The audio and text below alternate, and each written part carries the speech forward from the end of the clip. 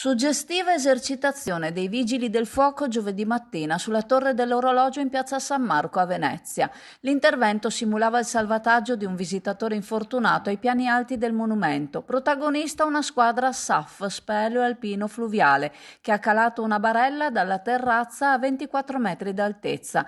Una manovra tecnica e delicata, svolta in collaborazione con la Fondazione Musei Civici, presente anche su M118, Polizia Locale e Sovrintendenza. La Torre dell'Orologio, alta 30 metri, è visitata ogni anno da oltre 10.000 persone. L'accesso avviene tramite strette scale interne con spazi ridottissimi. Essenziale avere quindi piani di emergenza. Nessuna autoscala, nel centro storico tutto si svolge con corde e ancoraggi dall'interno. Tutte le attrezzature sono smontabili e conservate all'interno della torre, pronte per l'uso. L'intervento ha unito sicurezza, tutela architettonica e prontezza operativa.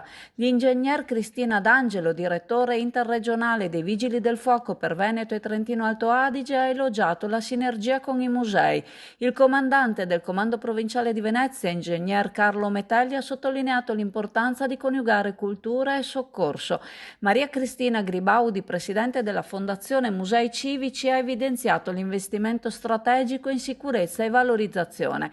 L'esercitazione ha mostrato come preparazione e collaborazione siano essenziali per proteggere vita e bellezza.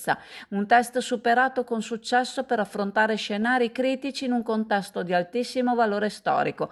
Un modello virtuoso di protezione civile applicata ai beni culturali nel cuore di Venezia. Dragster Italjet, motori ad alta prestazione 125, 200 e 300 cc.